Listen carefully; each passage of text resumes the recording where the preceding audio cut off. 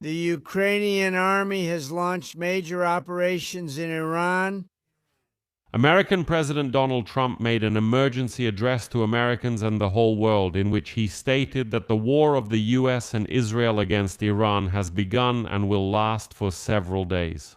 Moreover, Trump stated directly that the goal of this war is the final overthrow of the Ayatollah regime in Tehran, the complete and total destruction of the country's nuclear and missile program, and the destruction of its army and navy. That is why Trump called on Iran. He called on Iranian military personnel to lay down their arms and surrender, otherwise they will all be destroyed. But here is this statement from President Donald Trump about the large-scale and ongoing, as he put it, U.S. military campaign against Iran, and his direct call for Iranians to throw off, as he put it, despotic rule demonstrated his increased willingness to take geopolitical risks and plunged his presidency into an even more uncertain period. And specifically, Trump stated today that the United States Armed Forces are conducting a large-scale and ongoing operation to prevent the threat from this extremely brutal, radical dictatorship to America and our core national security interests. Well, friends, let's analyze today's address by Donald Trump in the context of the war that has begun against Iran. If you want to see up-to-date information about what is happening right now, what was shown, and how Iran responded, I had a previous episode on this topic. All the latest information is there. In this episode, we will analyze Trump's address itself and its underlying meanings.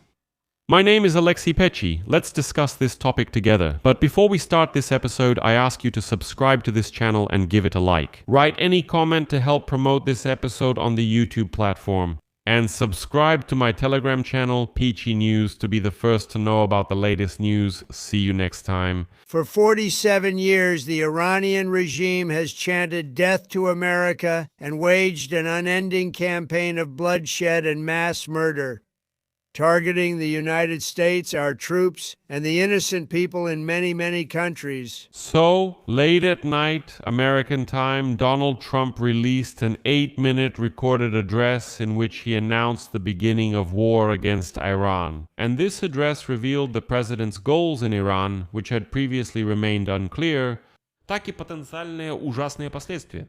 Trump apparently hopes that his large-scale air operation will successfully lead to a regime change in Iran, despite the huge uncertainty about who will replace this regime, and the limited number of historical examples of overthrowing a country's leader solely through air power. That is, of course, the Americans will strongly resist sending ground troops into this territory. Nevertheless, Trump stated they have rejected any possibility of giving up their nuclear ambitions and we can no longer tolerate this. Well, obviously that's exactly how the Americans should have reacted, because the ambitions had already been declared. Trump made this decision after several weeks of discussions, after several attempts by his envoys Kushner and Witkoff to reach a diplomatic agreement that would force Iran to give up its long-established red lines. And that's why now the American military is planning several days of attacks. And Iran has already launched a retaliatory strike across the entire Middle East, including an attack on the US Navy base in Bahrain where the Fifth Fleet is stationed. Trump never fully stated his position in favor of the war publicly, even during his State of the Union address on Tuesday when he spoke in Congress. Despite the fact that the strikes are a politically risky move domestically, especially for a president who campaigned on the slogan of ending all foreign conflicts. And now, of course, Trump is being trolled for saying he was a peacemaker while actually starting a potentially very dangerous full-scale war. So, then Trump made the following statement: the Iranian regime seeks to kill, the lives of brave American heroes may be lost, and we may have casualties. This often happens in war. But we are not doing this for the present moment. We are doing this for the future, and this is a noble mission. The United States has taken every possible step to minimize the risk to American personnel in the region. Well, for many of Trump's allies, military action has long seemed inevitable. By the way, I said the same thing in my own broadcasts. So if you're interested, go back and take a look. Compare what was in yesterday's broadcast, February 27th, for example, with what's happening today, in order to either reinforce or, on the contrary, lose faith in my words. I always encourage you to trust, though. Not the headlines, not the thumbnails, not the sensational words, but the essence.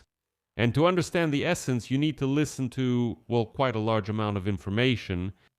And after Donald Trump told Iranian protesters at the beginning of this year that he would support them and warned that the U.S. was ready to strike, he apparently felt obligated to stick to his red line. When we're done, seize your government. It will be in your hands. This will probably be your only chance for many generations. For many years, you asked America for help, but you never received it. No president was willing to do what I am ready to do today. Now you have a president who is giving you what you want, so let's see how you respond. Trump's motives for a second round of strikes on Iran after returning to power, expressed mainly in brief offhand public statements, seem to change over time, from protecting protesters to deterring Iran's nuclear ambitions, and finally to overthrowing the Iranian regime. Trump also referred to Iran's missile arsenal and its destabilizing support for regional proxy groups such as Hezbollah and Hamas.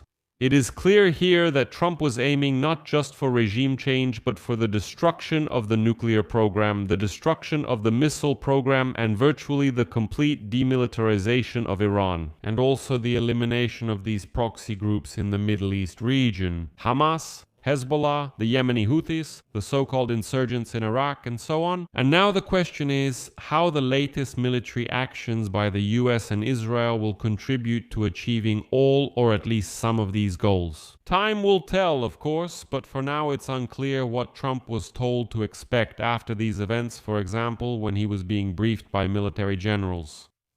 Behind the scenes, on the eve of the strikes, officials were considering a number of imperfect, let's say, options, none of which allowed for a decisive operation like the one Trump ordered in January to capture Venezuelan leader Nicolas Maduro in Caracas.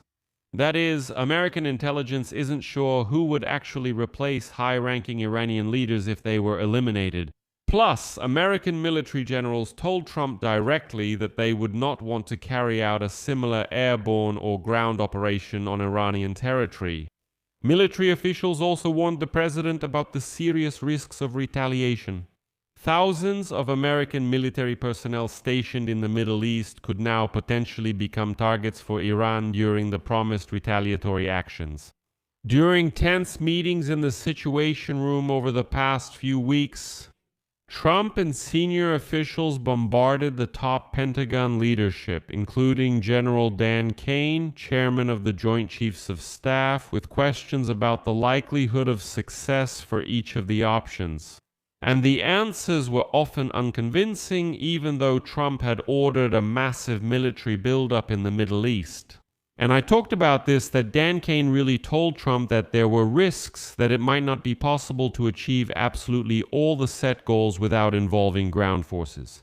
In his vague public statements made before the strikes, Trump made threats that, by the way, were not backed by American intelligence data, including claims that Iran would soon have intercontinental ballistic missiles capable of striking the United States of America. Let me remind you, the straight line distance is about 10,000 kilometers. And Trump, literally on Friday, just the day before, let me remind you, said the following: they need to make a deal, but they don't want to go far enough. They don't want to say the key words, "we will not have nuclear weapons." However, if Iran's words alone were enough to prevent war, then the obstacle would have already been overcome. Iran has repeatedly stated, including this week, that it is not seeking to possess nuclear weapons, but it has not wanted to give up uranium enrichment. There are many reasons to doubt this claim, including Iran's previous enrichment of uranium to levels close to weapons grade. But Trump's focus exclusively on the country's words seems to have only raised more questions about what exactly he is seeking in the deal. С лидерами Ирана. Trump allowed diplomatic negotiations to continue, despite warnings from some high-ranking officials that it is extremely difficult to have substantive talks with Iran at all. Some even doubted whether Iran's supreme leader, Ayatollah Ali Khamenei, who has the final say, would agree to any of Trump's terms, even if his negotiators seemed more willing to negotiate. Many in Trump's circle urged him to pursue a deal, but an uncompromising one. His envoys, Stephen Witkoff and Jared Kushner, who participated in 3 rounds of negotiations with the Iranians, entered these discussions with cautious hopes for success. It seems to me all these negotiations were just a smokescreen, so that the Iranians would get the impression that the Americans were weighing their options or debating. But, as stated today by the IDF, Israel and the US had been developing this operation for several months. And throughout the whole process, Trump, as his inner circle believed, was afraid of dragging the US into a war, preferring a diplomatic outcome that he could present as more beneficial than the nuclear deal from Barack Obama's time, which he himself had withdrawn from. But he was eager for an agreement, setting tight deadlines that did not bring the concessions he was seeking from Tehran. Interestingly, by giving the order to carry out the strikes, Trump overcame some concerns about starting an operation whose outcome, according to warnings from his military advisors, could be unpredictable and might provoke excessive retaliation from Tehran. The new operation, which followed limited U.S. strikes on Iranian nuclear facilities in June of last year, represents a significant political risk for a president whose base of supporters is generally opposed to wars abroad, and especially for Trump, with the upcoming midterm elections in Congress. In total, during his second term, Trump used American military forces to carry out strikes on targets in more than half a dozen countries. And it's not clear at all how long this operation will last or how much it will cost, both in terms of money and, unfortunately, human lives. Interview this week, U.S. Vice President J.D. Vance, who previously warned against sending American troops into dangerous areas for unclear reasons, suggested that any operation in Iran would not lead to a prolonged conflict like the wars in Iraq or Afghanistan. Now, that's definitely a different story. Next, I'll quote J.D. Vance. I believe we need to avoid repeating the mistakes of the past. I also think we need to avoid getting overly fixated on the lessons of the past. The fact that one president failed in a military conflict doesn't mean we should never get involved in military conflicts again. We need to be careful, but I think President Trump is being cautious. And so, on Friday, Trump acknowledged the risk of a prolonged conflict in his assessment of the situation. Quote, I think it's fair to say that the risk is always there. You know, when there's a war, there's risk in everything, both good and bad. So, friends, right now we're watching the events in the Middle East. So for now, I'll leave it at that. Share your opinions and conclusions in the comments under this episode. Subscribe to the channel so you don't miss new episodes. Click the bell and don't forget to like the video. Folks, if you found this episode interesting and useful, please support this YouTube channel with a donation. Of course, subscribe for new episodes. And of course, subscribe so you don't miss new episodes. That's all for now. Take care of yourself. Goodbye, everyone.